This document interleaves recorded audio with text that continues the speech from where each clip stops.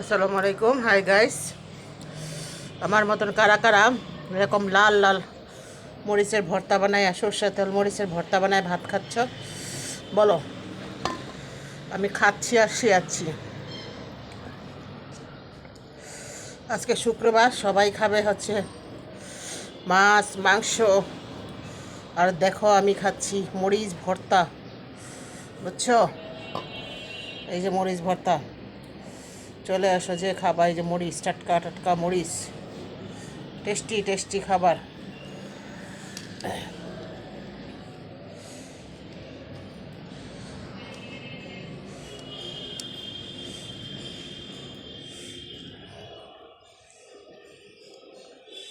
একদম ভাল লাগতেছিল না, কোনো কিছু দিয়ে এই মুখে রুচি আসতেছিল না। রুচি আনার জন্য এই অবস্থার ব্যবস্থা করলাম। খাবা? খাও, সবাই মরিচ ভর্তা দিয়ে ভাত খাও।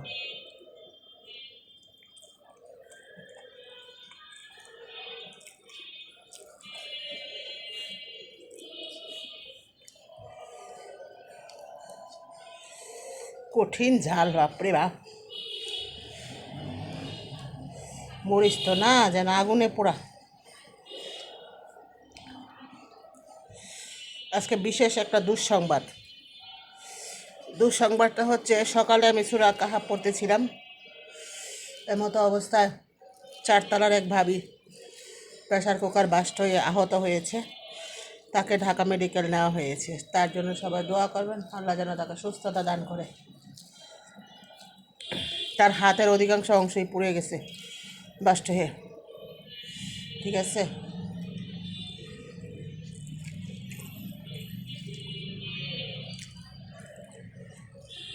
এই জন্য গ্রামে গঞ্জে যারা প্রেশার কুকারে রান্না করেন, তারা একটু সাবধানতা অবলম্বন করবেন। চেষ্টা করবেন লাকড়ি দিয়ে রান্না করার জন্য, না থাকলে তেল দিয়ে স্টোভে রান্না করেন। গ্যাস সিলিন্ডার আর লাকড়ি এর মধ্যে অনেক তফাৎ। তার চাইতে ভালো প্রেশার কুকারে না করে স্টোভে রান্না করা ভালো। আমি ঘরে স্টোভ রাখছি, কারেন্ট চলে গেলে আমি এখন হারিকেন ধরাই, তারপরে হচ্ছে স্টোভ ধরাই। আমি প্রেশার কুকার ইউজ করি না, ব্লেন্ডার ইউজ করি না, কারেন্টের কোনো জিনিসই আমি ইউজ করি না, আমার ভালো লাগে না এসব। আমার ছেলে এবার অনেক বলে, আমার বাসায় এগুলো স্টক করে থুয়ে দিচ্ছি, আমি এগুলো ধরিই না।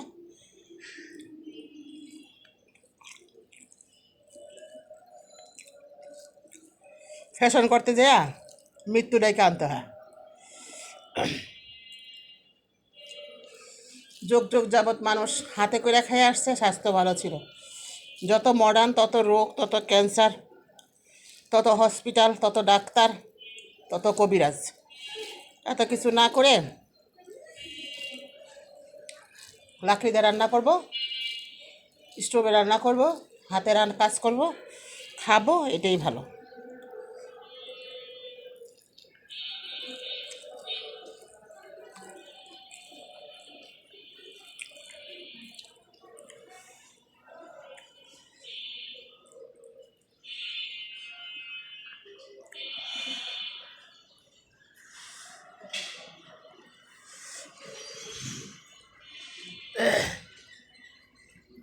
যারা আমার মতো এরকম মরিচ বাটা দিয়ে ভাত খাওয়া, মরিচ বাটাটা সরিষা তেল পেঁয়াজ শুকনো মরিচ ভাজা দিয়া ডইলা তারপরে খাচ্ছি।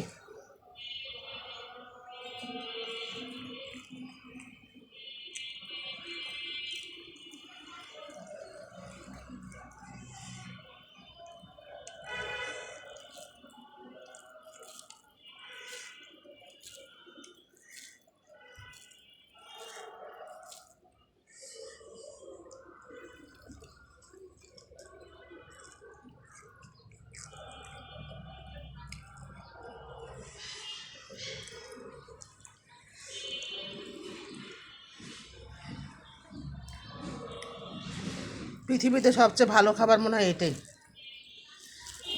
এর চেয়ে ভালো খাবার আর হয় না।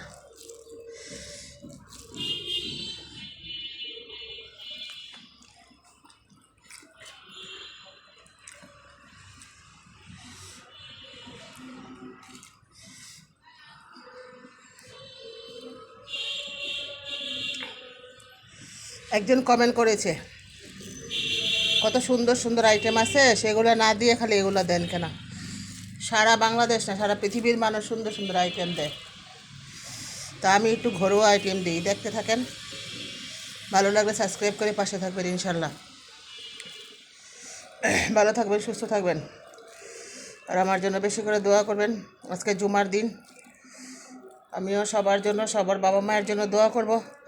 সবাই আমার বাবার জন্য, ভাইয়ের জন্য দোয়া করবেন, কবরবাসীর জন্য দোয়া করবেন। সবাইকে আসসালামু আলাইকুম রহমতুল্লাহি ওয়া বারাকাতুহু। ভালো থাকেন, সুস্থ থাকেন, আল্লাহ হাফেজ।